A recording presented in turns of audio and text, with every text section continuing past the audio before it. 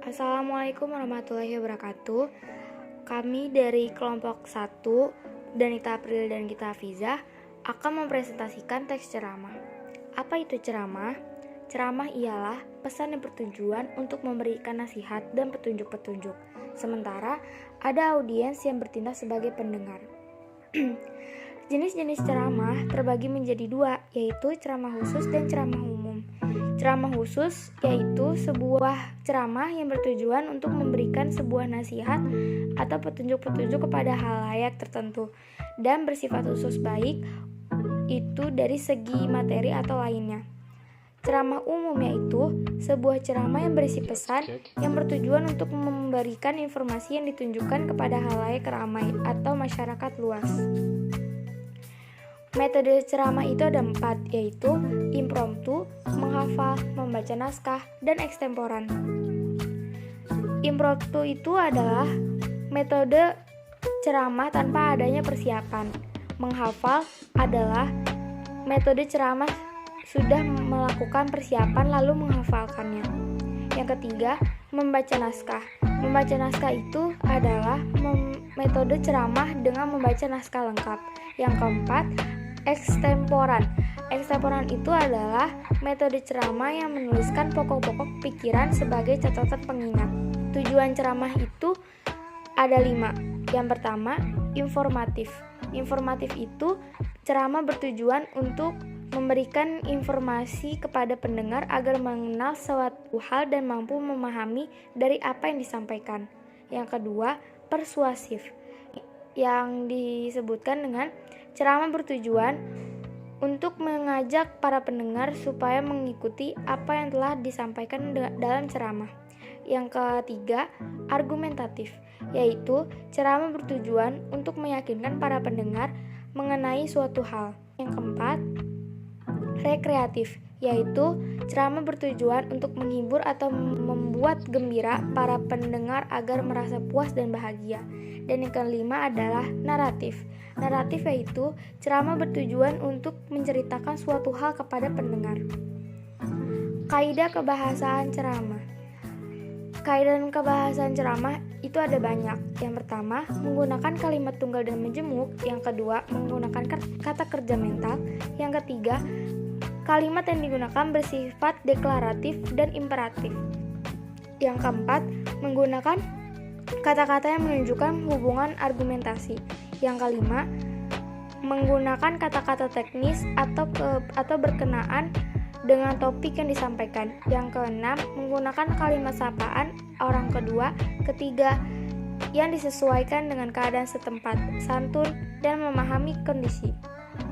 Contoh ceramah. Assalamualaikum warahmatullahi wabarakatuh. Innal hamdalillah nahmaduhu wa nasta'inuhu wa nastaghfiruhu wa na'udzubillahi min syururi anfusina wa min sayyiati a'malina may yahdihillahu fala mudhillalah wa may yudhlil fala hadiyalah. Yang sama-sama saya hormati Kepala Sekolah SMK THPHM dan seluruh guru-guru SMK THPHM yang bisa saya sebutkan satu persatu, dan juga kakak kelasku, teman-temanku, serta adik-adik kelasku yang insya Allah pada hari ini selalu dalam lindungan oleh Allah Subhanahu wa Ta'ala. Pertama-tama, marilah kita panjatkan puja serta puji syukur kehadirat Ilahi Rabbi yang mana telah memberikan kesempatan kepada kita untuk bertemu pada hari ini. Sholawat bertangkaikan salam, tak lupa pula kita limpah curahkan kepada baginda kita, yakni Nabi Muhammad SAW, yang mana telah membawa umatnya dari zaman kegelapan hingga zaman terang benderang seperti saat ini, yakni minazulumati ila nur ay minadzulalati ila huda. Baiklah, saya akan membahas pidato tentang orang-orang kafir. Masyarul muslimin rahimakumullah. Kafir. Berbicara tentang kafir diambil dari kata kafaroh yang berarti tertutup. Makna dari tertutup ialah tertutup dari hidayahnya Allah. Sekuat apapun kebenaran yang kita buktikan dan sebanyak apapun dalil yang kita tunjukkan, tidak akan membuka mata hati mereka, kecuali jika mereka sudah diberi hidayah oleh Allah Subhanahu wa Ta'ala. Zaman sekarang itu kafir tidak menjadi permasalahan. Banyak mereka yang mengaku-ngaku Islam, tetapi Islamnya bukan berdasarkan akidah yang benar, akan tetapi melainkan akidah yang dibuat olehnya sendiri. Dan orang-orang yang seperti inilah yang lebih mengerikan dari orang-orang kafir, karena merekalah yang memerangi agamanya sendiri. Tidak akan menjadi masalah bahwa mereka tidak meyakini adanya Allah, akan tetapi ia akan menjadi masalah besar jika mereka meyakini Allah, mereka beribadah, tetapi mereka tidak mempunyai ilmu, namun mereka membuat dirinya seolah orang yang taat pada agama. Na'udzubillah, summa na'udzubillah. Masyarul muslimin rahimakumullah. Kafir bukan berarti orang yang non-muslim saja, tetapi mereka yang menentang ketetapan Allah juga bisa dibilang kafir, seperti orang-orang yang menentang bahwa Nabi Muhammad adalah Nabi paling akhir. Mereka sudah dikatakan kafir karena sudah jelas mereka menentang firman Allah Subhanahu wa taala yang mengatakan bahwa Nabi Muhammad adalah nabi di akhir zaman. Apalagi mereka yang mengatakan dirinya sebagai nabi. Dalam sebuah hadis, mereka disebut dajjal-dajjal pembohong dan jumlahnya adalah 30 orang sampai hari kiamat nanti. Jangan sampai kita terhasut oleh mereka. Kita itu harus tetap memegang teguh akidah seberat apapun cobaannya, karena menegakkan kebenaran di tengah orang-orang yang zalim bukanlah hal yang mudah.